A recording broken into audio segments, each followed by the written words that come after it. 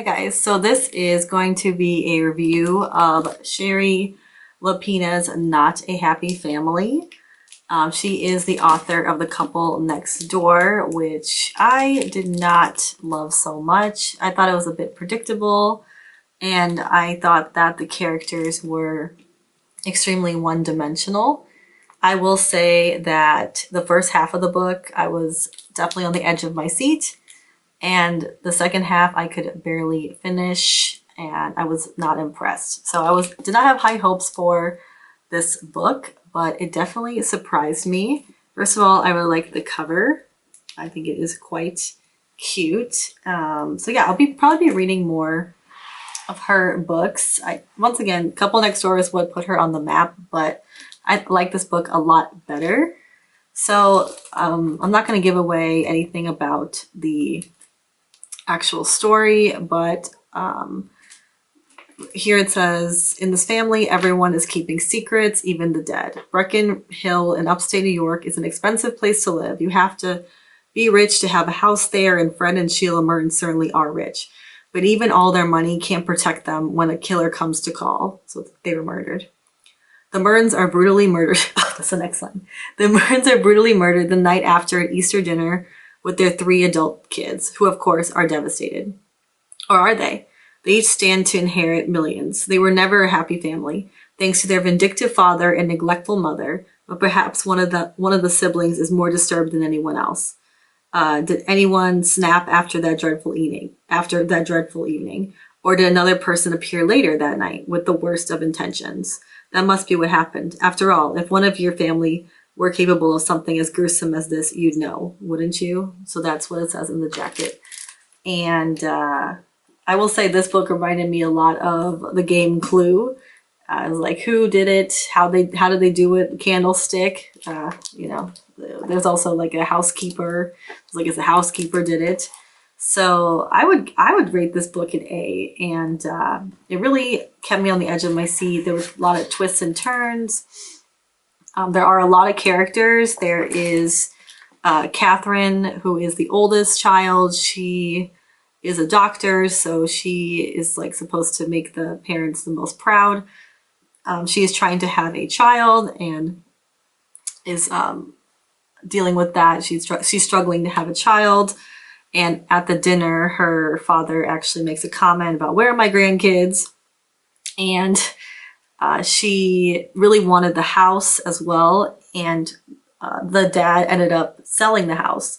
So she left completely destroyed, even though she is quote unquote the favorite.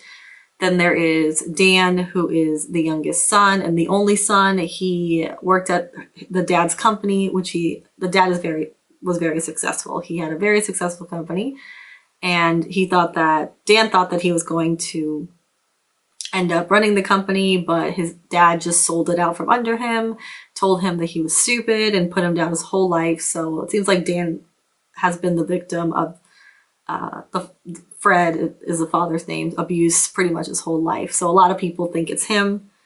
And there's also Jenny, who is the youngest daughter. She's like an artist, and the dad does not approve of her art. She does, like, you know, draws like naked people or artsy people, and he just does not approve of her. And she has a boyfriend, and she kind of just has an allowance, so he is threatening to cut off her allowance.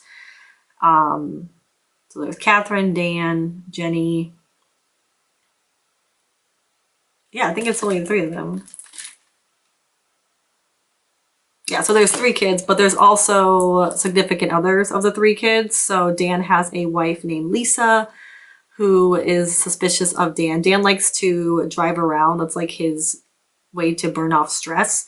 So the night of the murder, he ends up driving around, and she doesn't know where he went. And she thinks that he might be the killer. So Lisa is his wife, and they are in a huge financial situation.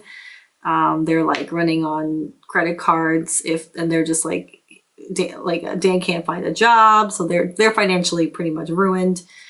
Then there is Catherine's husband, and the night of the murder, Catherine actually ends up going back to the parents' house and she sees them dead, and then she comes back to her husband's bed like at night, and she says everything's fine. So he thinks that it's Catherine at some point. So it's like, how would you do that? And she said it's because if she said that if she had told, it would look like it was Dan. So that was her reasoning. So so there's a lot of characters, as in there's also like significant others and other people. So and then Jenny has a boyfriend who she asked to lie for her, and he later asks her for $5,000, and then they end up like breaking off.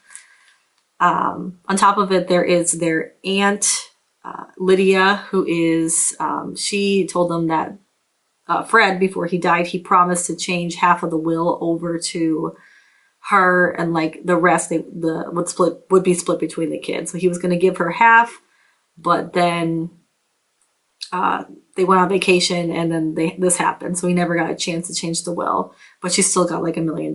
But she was really upset and looking the whole time for like who. Sorry, her name is Audrey. Her name's Audrey. She was like, someone must have known that he was changing the will. Otherwise, why would they kill him at this opportune time? So Audrey got screwed out of way more than $1 million. So she is on the lookout for who the killer is. And there's also, so there's the aunt. Also, it turns out that Fred had an illegitimate child who, I'm not going to say what part she plays in the book, but she also gets a piece of the pie because she is his child. And there's like the kids of the aunt and the kids of, that child that all come into play.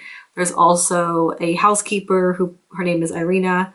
She pretty much raised the kids from like childhood to adulthood, and she was like their surrogate mom because Sheila was so weak, and they really loved her.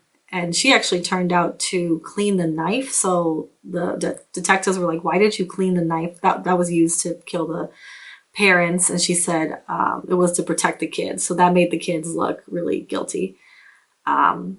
And then at some point in time, they thought that Irina actually was the killer, but she had a good alibi, so she actually was not the killer. And she also got $1 million. And after that whole, being accused of murder and everything, she pulled away from the family. So it's kind of, throughout the entire book, you're kind of like, who killed them? Like, one minute you think it's Irina, the next minute you think it's the aunt, and then the next you think it's, Dan, and then it's like Catherine, how could she, lie to her husband? Like, a lot of things happen to the kids. It's just a very good mystery because it's just, you don't really know until the very end who the murderer is. And definitely keeps you reading till the very end. And I do think that the ending is very good. It was a little rushed, I will say, like very rushed. I would say the last chapter, it was just like, oh, this is what happened. Like, they just like told us, and then I was like, bye. And this is them a few years later, bye. But overall, I think this is like a million times better than The Couple Next Door. The characters are quite dynamic, and there's once again a lot of twists and turns. So if you like that, you'll love this book. I give this book an A, which I'm shocked, and I definitely recommend it for sure. And yeah, kept me on the edge of my seat, and I hope I didn't give anything away because there's just so much jam-packed in this book. Every time I read it, I was like, oh, like I was like, this is shocking. So I hope you guys enjoyed this review and you pick up the book Not a Happy Family by Shari Lapina. And please subscribe, like, and comment for more book reviews, hauls, and commentary.